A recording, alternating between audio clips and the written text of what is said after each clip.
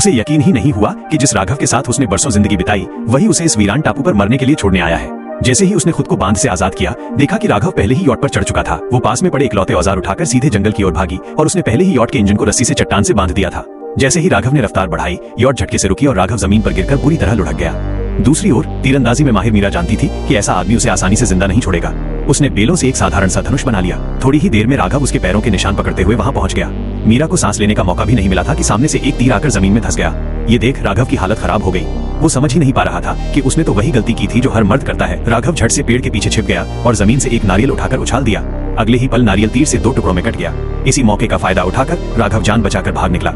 उसे नहीं पता था कि चाहे वो कितना भी तेज भागे, मीरा का निशाना उससे कहीं तेज था। मीरा जैसे ही उसे सबक सिखाने आगे बढ़ी, पीछे से अचानक कई कदमों की आवाजें आने लगी।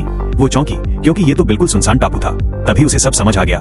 उसने राघव की ओर हल्की मुस्कान फेंकी और लाठी फेंककर खुद भाग गई। राघव अभी समझ ही रहा था कि तभी आदमखोरों का एक झुंड चीखता हुआ आ पहुंचा। उसकी जान हलक में आ गई। वो किसी तरह बेलों के जाल से निकलकर छिप गया और बाल बाल बचा। आदमखोरों के जाने के बाद वो उल्टी दिशा में भागा और तभी सामने मीरा दिखी। एक तीर उसके गाल को छूता हुआ सीधे पेड़ में जा धंसा। दूसरा तीर भी आया। किस्मत अच्छी थी कि वो समय पर हट गया। उसने फिर से पेड़ की आड़ ली, दिमाग लगाया और एक नारियल उछाल दिया। जैसे ही मीरा ने नारियल को तीर से तोड़ा, राघव दौड़ पड़ा, लेकिन तीर लगातार उसके पीछे आते रहे। घबराहट में वो सीधा आदमखोरों की गुफा में जा घुसा, जहां मीरा ने उसे पकड़ लिया। मीरा ने मिट्टी का एक घड़ा उठाया और जोर से उसके सिर पर मार दिया। राघव वहीं बेहोश हो गया। लेकिन अगले ही पल मीरा घबरा गई। उसने राघव को पलटा, सीने पर जोर जोर से दबाव देने लगी। तभी अचानक राघव की आंख खुल गई।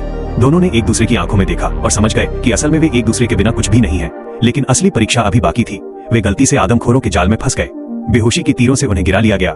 जब मीरा को होश आया तो वो खुद को कबीले में कैद पाती है। मुखिया उसे मारना नहीं चाहता था, क्योंकि उसकी खूबसूरती और कद-काठी उसे आग के देवता के लिए बलि बनाने लायक लगती थी।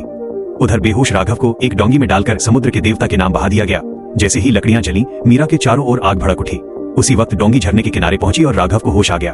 उसने छलांग लगाई, चट्टान पकड़ी और किसी तरह जान बचाई। पत्नी को बचाने के लिए राघव चुपके से कबीले में घुसा। उसने मुखिया को मारा, आग को लात मारी और लकड़ी के खंभे को जड़ से उखाड़ दिया। आदमखोर सन्न रह गए।